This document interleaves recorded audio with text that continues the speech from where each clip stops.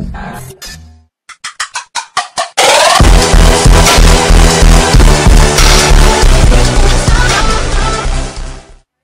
up guys, this is Charlie here and I'm with my boy Jerome. What's up? And this is Dinosaur coming to you, talking about the first boss. This is Vigilant Cathar, and basically his main spell is he throws his holy shield, and then after he throws it he'll cast Consecrated Light. And as you see here, he just threw his shield down, there it is. I go stand behind it, and basically if you're not standing behind the shield, like in a line of sight of the boss, you'll take massive AoE damage, and that's like, you don't want that. The healer won't be able to heal through it basically. Also, the boss is going to do 3 sanctified strikes before the ground becomes sanctified ground, and he plants his holy shield. Now, you want to make sure that you're standing out of it. I mean, this stuff really does hurt. As pretty as it looks, you just don't want to stand in it. Now, at this point, I'm pretty sure Charlie just goes to check, just to actually really see how much damage this does. Yeah, here I go here, like, you see me on the mage, and yeah, here I am. I just go on it for a bit, and it basically just does, like, this damage over time, and I was only in there for a few seconds, and I was half health. Alright, so this boss, main rundown, just make sure you're behind the shield for Consecrated Light, and make sure you don't stand in the pretty little stuff on the ground, which is also known as sanctified ground, caused by his sanctified strikes. Yeah. Now, the second boss that we're going to move on in a second will be Soulbinder Nyami. Now, I'm not really sure how you pronounce it. Yeah. I think it's like Japanese or something. I don't know, it sounds weird. Like, grats on the loot, man. Grats on the loot. Man, major improvement. Nice. Anyway, so where were we? Soulbinder Nyami, if that's how you say it. Main thing for this boss is it will cast Mind Spike as its sort of like base spell. It can be interrupted, alright?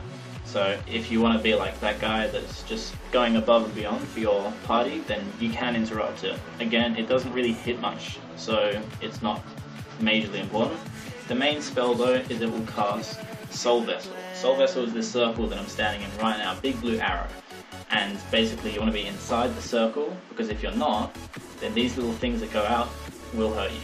Now, as a melee DPS, it is pretty easy to avoid if you have a gap closer.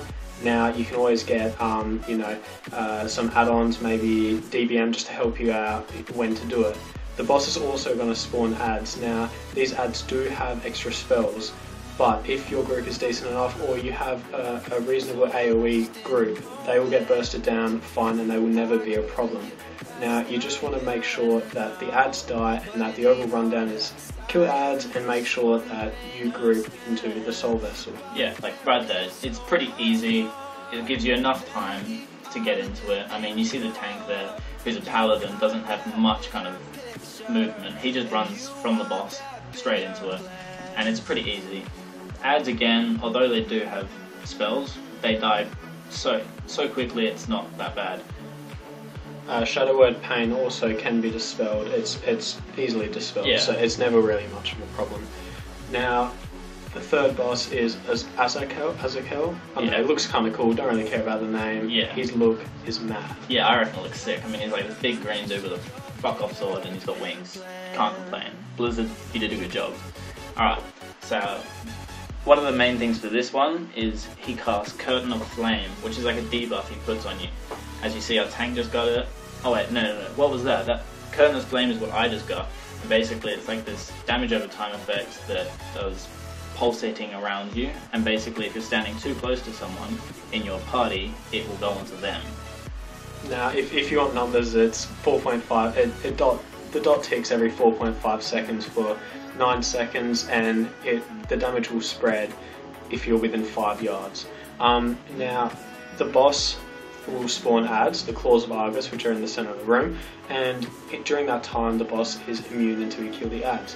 Now, you want to make sure you're just ignoring the Blazing Tricksters, but you're killing the Crackling Pyromaniac first, as they can deal a lot of damage if left targeted. Now, the Felguard is usually last, which you can then AoE down as you kill Azakel, the boss. As he lands, he will do a Malevolent Crash, which Charlie will tell you about. It's not much of a problem, just make sure that you're got a decent healer, it's basically just he comes down after you kill the adds, he'll come down, do a big AoE on the floor, and you just don't want to stand in it. It's basic Blizzard wow, knowledge really, just get out of scary things on the floor. I thought you meant to run into like everything on the ground, man. Oh, isn't that the next strat? Just like standing in Hey, bad dude, things that do this damage to green, you? this green fire looks like it's going to kill me. I better run into it, man. Oh, it's a good strat. Yeah. Anyway. Logic of all players. The only other thing I can mention is he does Fell Lash on the person he's targeting, which should be your tank, but unless you're like crazy good at DPSing, then it might go onto you, and basically it just does, you take 20% increased damage for 6 seconds, and it will knock you back. That's about it really for that boss.